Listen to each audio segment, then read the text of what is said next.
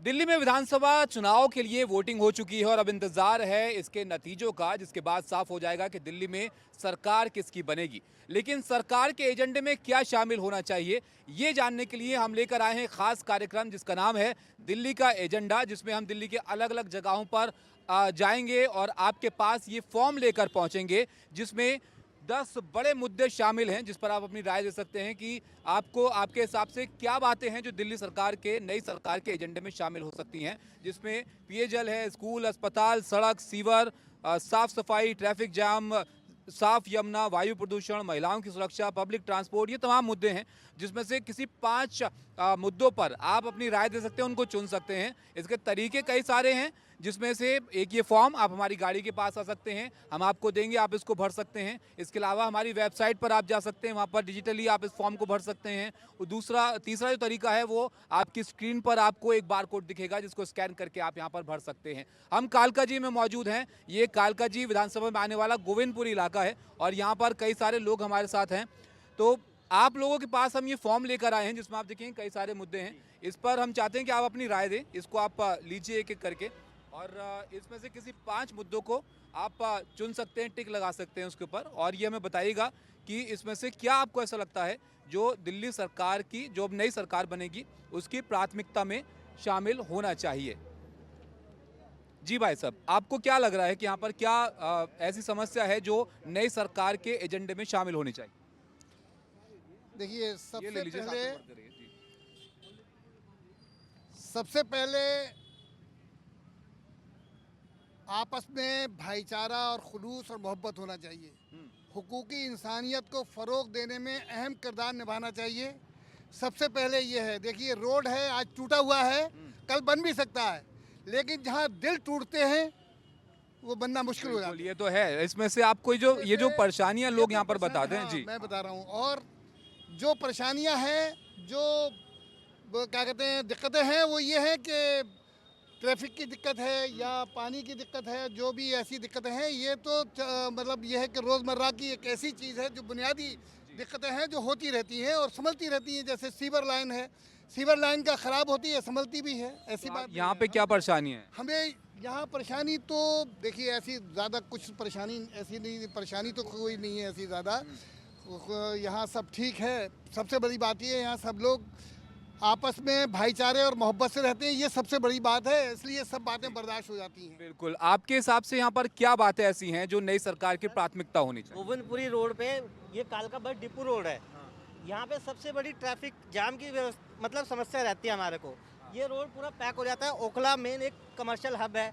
ये लाल बत्ती पे इतना जाम होता है कि अगर हमारे को यहाँ से कुछ इमरजेंसी भी है, नियर बाय अगर हमारे को हॉस्पिटल भी पहुँचना है, 2 किलोमीटर पे होली फैमिली है, उसमें भी हमारे को 1 घंटे से ऊपर लग जाए। ट्रैफिक की दिक्कत है। ट्रैफिक की सबसे बड़ी आपके हिसाब से क्या बातें हैं जो एजेंडे में होनी चाहिए सरकार की? इस एजेंडे में 5 चीज़ें मेन हैं। ट्रैफिक का इन्होंने मुद्दा उठाया, ये सबसे बड़ी समस्या पूरी दिल्ली की है, खाली हमारे एरिया की नहीं है। ये आप भी फेस करते हैं, हम भी फेस कर रहे हैं, और इमरजेंसी सर्विस भी सारी फेस कर रही हैं इसके अंदर। और एक नॉर्मल इंसान फ्रस्ट्रेटेड भी इसलिए है कि वो रोड पे ही फंसा रह जाता है, कहीं पे टाइम पे नहीं पहुंच पाता।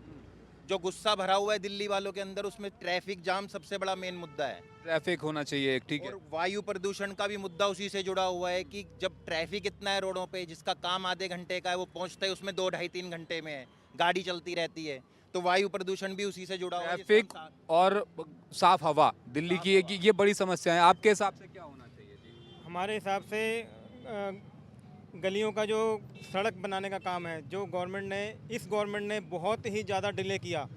पिछली किसी भी गवर्नमेंट में इतना डिले नहीं हुआ गोविंदपुरी की गलियों का काम।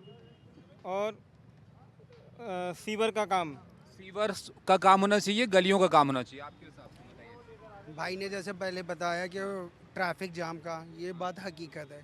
इसमें हमें कहीं जाना है ना, तो हम 1.5 घंटे का बफर पहले लेके चलते हैं कि हम, मुझे अगर 4 बजे वहाँ पहुँचना, तो मैं अपने घर से 2 बजे निकलूँगा कि 1-1.5 घंटा मेरे को रास्ते में ट्रैफिक में ही लग जाता है।